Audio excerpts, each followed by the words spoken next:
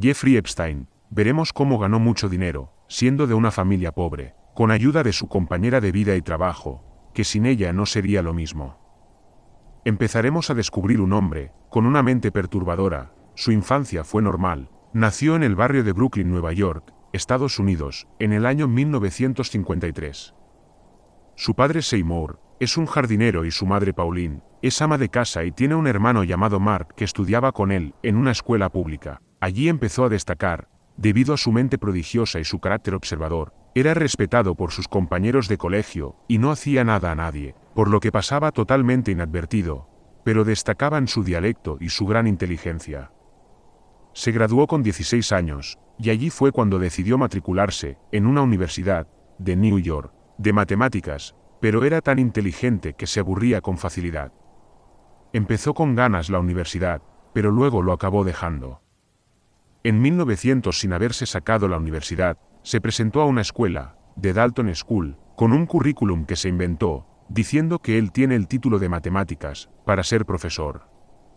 Con manipulación logró convencer al director para trabajar, y en una semana, empezó a ser profesor en la escuela, de la alta sociedad y que pagaban muy bien. Aquí empezamos a ver, que tiene una mente prodigiosa y que conseguía lo que quería. En 2 años le echaron del trabajo. Aquí no dicen qué fue lo que pasó, pero se sabe que faltó el respeto a varias alumnas de la escuela. En las escuelas de New York, eran muy conservadoras con la imagen, por eso no se sabe qué es lo que pasó. Pero aquí vemos cómo empezó a hacer cosas extrañas, y cómo le costaba controlar sus impulsos. Esto no le impide avanzar, así que decide empezar un negocio, para ganar dinero rápido y fácil. Hizo el segundo currículum, y en 1976, entró en el banco Bear Stearns, empezando en el puesto más bajo. En ese momento se volvió extremadamente carismático, podía convencer a todo el mundo, con sus mentiras y manipulaciones. 4 años después, se convierte en socio de la empresa, y adquiere experiencia y aquí empezó a tener mucho dinero. En 1980, los de la empresa le empezaron a investigar, cuando descubrieron que todo era una mentira, que no estudió en ninguna escuela, le pidieron explicación. Y solo respondió, sí. Es cierto, pero sabía que soy calificado para este puesto, y no quería que me juzgaran por mis estudios. Y con estas palabras logró convencer a los del banco para quedarse. 1 año después, le echaron por sospechas de problemas de fraude. Frustrado y sin trabajo, decide por primera vez abrir su propia empresa, una firma financiera, donde controlaba todo, y su trabajo era ayudar a personas que habían sido estafadas y engañadas por sus propios abogados. Conseguía ganar los casos, debido a su mente prodigiosa y su seguridad en sí mismo. En 1989 empezaron rumores de que trabajaba con los servicios de inteligencia, que tenía inmunidad, que trabajaba con gente muy importante y respetada en el país, con los del gobierno de Estados Unidos.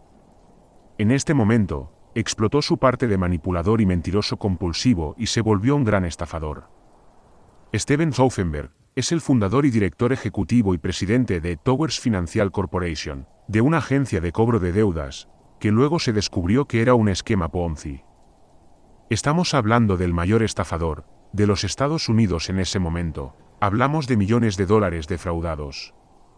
Los del FBI lo estudiaron todo sobre él, por eso le cayeron 20 años de cárcel, y Jeffrey se libró de todo. Cuando le preguntaron a Steven Soufenberg por qué no dijo nada de Jeffrey, y no le incriminó. Dijo que Jeffrey le estaba muy bien respaldado, que tenía buenas relaciones, gente muy poderosa, policías, gente de la justicia, que ha colaborado con ellos, para destapar todo lo que estaban pasando de la estafa Ponzi. Él dice que se lo ha creído todo, por eso no iba a ir en contra de Jeffrey. Y sabía que si lo hacía todo podría empeorar, teniendo más años de cárcel. Mientras Jeffrey seguía con la empresa, a diferencia de lo demás, esta vez es su consultoría y asesoría, que la llamó Epstein & Company. Esto sigue siendo un misterio, nadie sabe cómo acabó siendo tan millonario. Como tenía tantos lujos, mansiones, aviones privados, jets privados y también islas privadas. Más adelante os contaré qué hacía en esas islas privadas. Solo os adelanto que hacía cosas muy fuertes y perturbadas y era el rey de las orgías. Él iba a comisión, pero lo raro es que no se conoce a nadie que utilizara su servicio. Trabajaba con gente demasiado rica, para sacar tantos millones y ganar dinero. Solo se sabe de un billonario, que trabajó con él, utilizando sus servicios, Leslie Wexner, que es el antiguo propietario de Victoria's Secret y que le firmó poderes notariales, de toda su fortuna a Jeffrey. Aquí es donde empieza todo lo complicado de la historia. Había un rumor, de que los dos eran amantes, que Jeffrey lo sedujo y lo conquistó y que de esta forma le dio el poder de su fortuna. Es muy extraño, ya que Leslie Wexner era muy controlador con su dinero. ¿Cómo es que le dio el poder? Es muy raro. Se dice que esa es la fuente principal de los millones, que ganaba Jeffrey, y que lo usaba para su propio beneficio. Cuando le preguntaron a Leslie Wexner, que si había tenido relaciones sexuales con Jeffrey, dijo que no lo conocía tanto, que Jeffrey lo había engañado como a todos.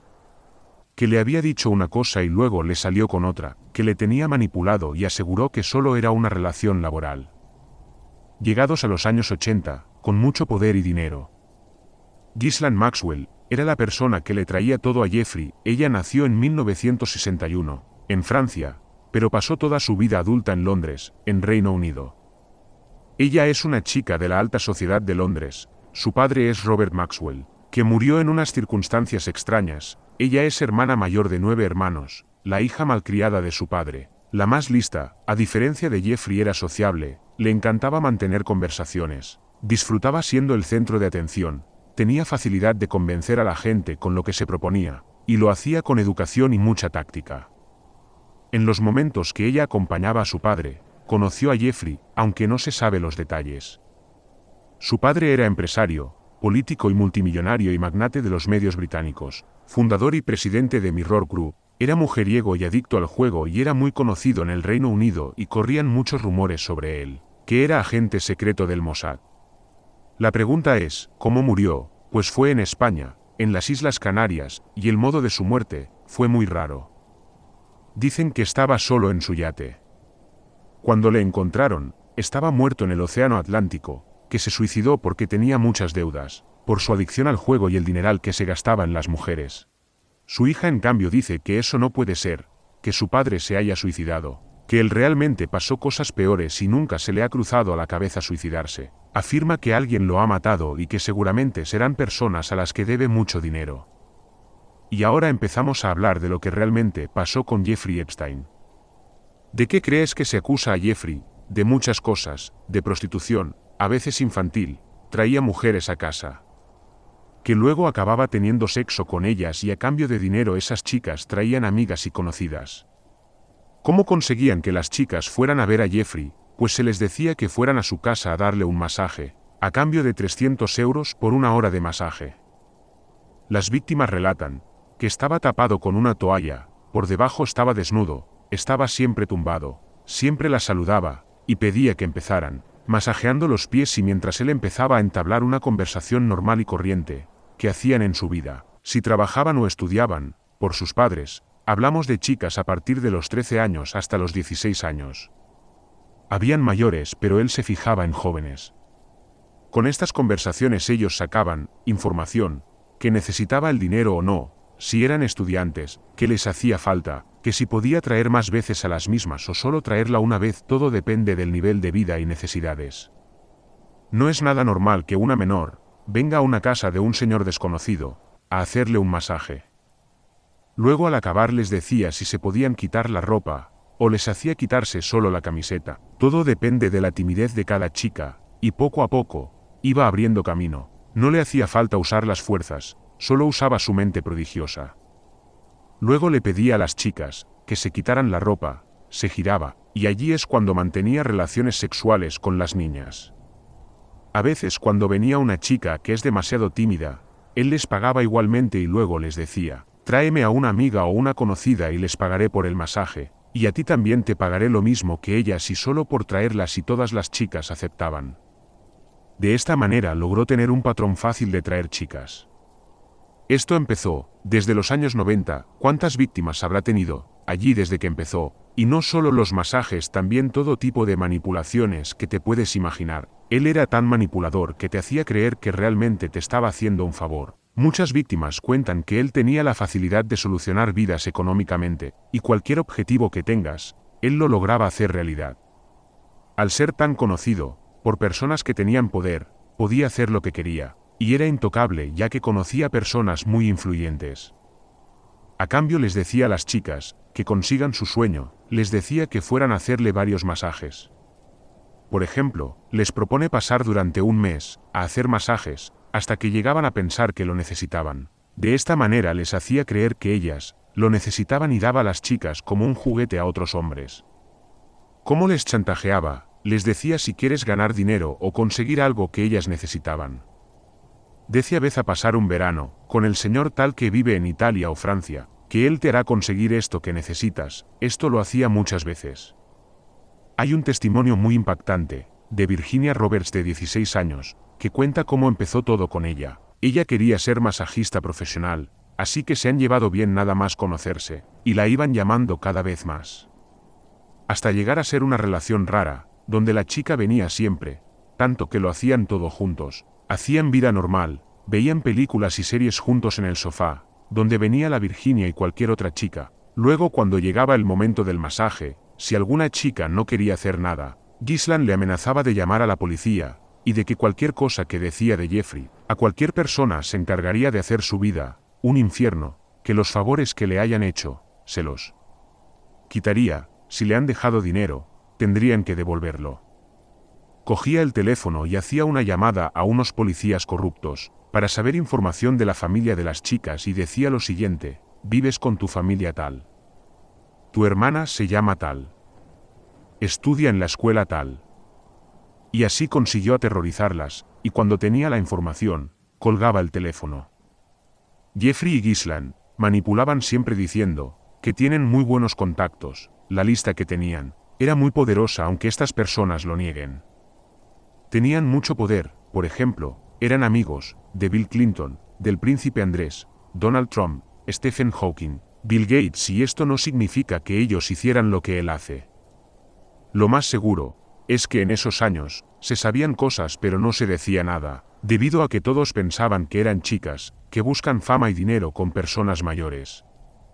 Jeffrey tenía muchas casas, chalets, mansiones por todo el mundo. Tenía un rancho en Nuevo México, llamado Zorro Rancho, una mansión en una zona de alto rango, Manhattan, de Nueva York, un apartamento de mega lujo en París, una mansión de Palm Beach, en Florida. Esta última casa es donde han habido más abusos. En cada rincón de la casa había cámaras de videovigilancia, donde se grababa cada cosa que pasaba en esa casa y las cámaras eran ocultas. Jeffrey hizo cosas terribles en esa casa.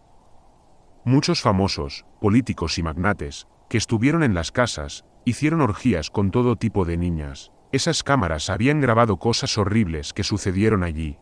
Realmente eran un arma, muy poderosa. No se sabe si llegó o no a usar los vídeos, o si solo lo guardaba, por si un día lo llegara a necesitar. Y no se ha descubierto quiénes eran, pero se sabe de algunos, que salían con la Virginia Roberts.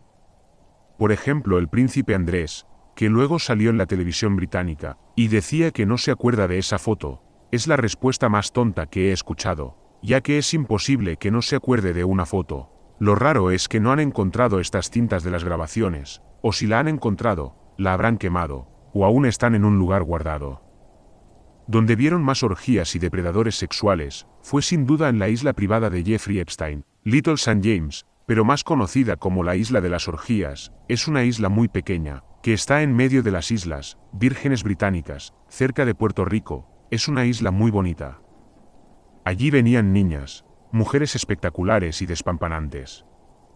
Una víctima cuenta su experiencia, de cómo fue el viaje a esa isla. Una chica súper guapa, de ojos azules, que en ese momento tenía 20 años, cuenta que llegó al círculo de amigos de Jeffrey, le invitó a su isla privada, en su avión. El viaje empezó súper raro. Ella cuenta que mientras estaba sentada en su asiento del avión, había otras chicas. De repente Jeffrey se desnudaba y empezaba a tener sexo con otra chica delante suyo, como si ella no estuviera. Al llegar a esa isla, no se podía ir sin más, ya que el viaje era para unos cuantos días. La isla era gobernada por él. Él podía hacer en su isla privada lo que le daba la gana. Y entonces ella por el desespero se fue hasta un acantilado y se lanzó al agua para escaparse nadando, cuando ella ni siquiera sabía si podía vivir o no, ya que solo pensaba en escapar. Cuando se tiró al agua, llegaron personas a rescatar al momento, y volvieron a la isla. Esto es porque Jeffrey tenía cámaras por todos los lados de la isla, y lo controlaba absolutamente todo. Jeffrey tenía fotos de niñas muy pequeñas, en los pasillos de sus casas. De hecho, en las investigaciones, se han encontrado cientos de miles de fotos, de niñas muy pequeñas y también en otros casos de adultas. Lo raro es que la policía nunca se ha metido con Jeffrey. ¿Qué pasa aquí? ¿Eran policías corruptos? Habían más denuncias, pero por manipulación, se han callado. Se sabe que el año 2005, hubo la primera denuncia. Fue una niña de 14 años, acompañada de su madrastra, juraba que solo iba a dar un masaje, y allí pasó mucho más que un simple masaje, y allí fue cuando empezó una investigación policial, en la mansión Palm Beach. Se empieza una buena parte de las investigaciones, pero todos sabemos que las investigaciones son lentas. Los casos judiciales aún más, se suelen ver muchos parones, además que Jeffrey era un hombre con buenas influencias. Los del FBI se metieron en el caso, y al cabo de un tiempo entregaron un informe, de 53 páginas, donde detalla cosas brutales. Uno de ellos, ponía que en unos de sus cumpleaños de los 50 años, hizo venir a unas trillizas de 12 años, para que estuvieran con él. Imaginaros qué tipo de fichas tendrá ese informe, seguro que habrán cosas horribles. En 2006, hay unas acusaciones hacia Alexandre Costa, que es de las personas más criticadas de todo el proceso judicial, que se sabe que a raíz de la denuncia, años después tuvo que dimitir. El fiscal federal de los Estados Unidos negoció directamente con el abogado de Jeffrey, para hacer un acuerdo, de que si Jeffrey aceptaba de alguna cosa, aunque fuera menor, quedaba inmune para esta investigación, para las próximas investigaciones federales e incluso para toda su vida. Y entonces en 2018 Jeffrey se declara culpable, de un solo caso menor, y es el caso de haber contratado a una prostituta de 18 años, y le cayeron 16 meses de cárcel. ¿Cómo fue su estancia en la cárcel? Su celda siempre estaba abierta, tenía su comida preferida, recibía un buen trato, podía salir a la calle porque en teoría, tenía derecho a trabajar. Cuando salía cogía el chofer, y se iba a su oficina, y un detective privado que le hacía seguimiento, durante meses. Decía que Jeffrey pasaba el tiempo en la casa de Palm Beach. Todo esto se supone que él estaba cumpliendo condena. Cogía aviones privados y iba donde le daba la gana. El problema es que nadie sabía lo que hacía en ese momento. Tuvo la condena más fácil y perfecta cuando salió de la cárcel. Seguía teniendo rumores sobre él. Decían que es un hombre mujeriego, y allí se quedó la cosa. Pero como todo, las cosas se olvidan. Años después, todo volvió igual, como si él no hubiera hecho nada. Seguía haciendo su vida con sus amigos, y seguía viajando como siempre. La pregunta sería: ¿cómo es que ha muerto? Pues murió en la cárcel. El año 2018, en The Miami Herald, publicó un artículo donde ponía que volvería a abrir todo, y de alguna forma lo examinaron todo. Abren el caso del acuerdo extraño entre Jeffrey y el fiscal general, y esto hizo que todo el mundo hablara del caso y entonces el FBI volvió a investigar, pero esta vez el gobierno federal. Lo analizan todo de verdad y detienen el mismo año a Jeffrey, y en ese momento, anularon el acuerdo que tenían, y esta vez, de verdad se juzgará en temas legales, y así todas las víctimas podrán por fin testificar, y no habrá ningún tipo de inmunidad. Estaba en el Centro Correccional Metropolitano de Nueva York, una cárcel muy antigua, una cárcel sucia que no estaba cuidada, había todo tipo de criminales y allí solo sería un recluso más, sin ningún tipo de preferencia. Volviendo al 2019 del día 23, la policía allí encontraron cosas horribles sobre él, desde vídeos hasta cantidad de testimonios. El 23 de julio del mismo año, el guardia que estaba haciendo ruta, escuchó un ruido, como jadeos. Al acercarse se encontró a Jeffrey tirado en el suelo, con heridas en el cuello, se hizo daño, debido a la presión que tenía y se intentó suicidar. Así que lo metieron en una celda antisuicidio para controlarlo y para que no se pudiera hacer nada.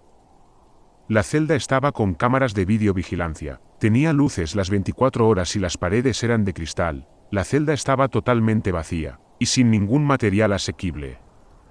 Al cabo de unos días, lo trasladaron a otra celda, no a la misma que estaba antes, pero a una de menor vigilancia, pero estaba más controlada que la primera. Esta celda tenía vigilancia las 24 horas también, pero esta tenía un compañero de celda, Y además pasaban a verlo cada 30 minutos, y así todo el tiempo.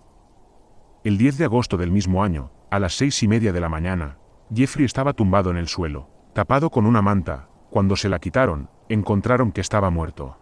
Según lo que encontraron dicen, que se ha ahorcado, ya que tenía las sábanas envueltas en su cuello, y había trozos largos formando una especie de cuerda. Lo raro de todo esto es que justamente ese día, trasladaron a su compañero de celda, dejándolo solo, y justamente ese día, no iba a tener ningún compañero de celda. ¿Cómo fue posible? Si la celda se controlaba cada media hora, no, las reglas estaban claras. Siempre tenía un compañero de celda, hay cámaras de vigilancia las 24 horas, es curioso todo. ¿Qué le habrá pasado al guardia? ¿Se habrá quedado dormido? Las cámaras esa misma noche dejaron de funcionar. Hay investigaciones reales que confirman todo esto. El mismo alcalde dijo, que fue una desafortunada mala suerte y bueno, ¿qué pasó con el cadáver? Normalmente por protocolo cuando se encuentra un cadáver, se debe esperar a que vengan los policías, y después los forenses. Pero esto no fue lo que realmente pasó. Los guardias cogieron el cadáver, y se lo llevaron directamente a la autopsia. Todo esto no deja de ser extraño, ya que lo único que hacen es alterar las pruebas y dejarnos con muchas preguntas sobre este caso. No existe la casualidad, todo apunta a que todo estaba planeado.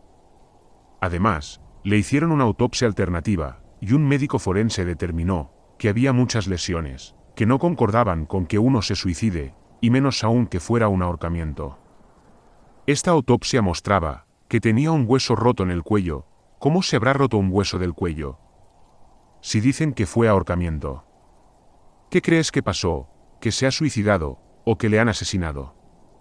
Déjame tu comentario, para saber tu opinión del caso. Jeffrey tenía mucha información muy poderosa, las fotos que tenía, las grabaciones de las orgías, que podría coaccionar a quien quisiera, y esto hacía que tuviera muchísimos enemigos. También tenía una lista con nombres muy importantes, figuras de Hollywood, grandes actores, políticos del mundo de la economía. Esto no significa que todos hicieran lo mismo que él, pero fueron sus amigos.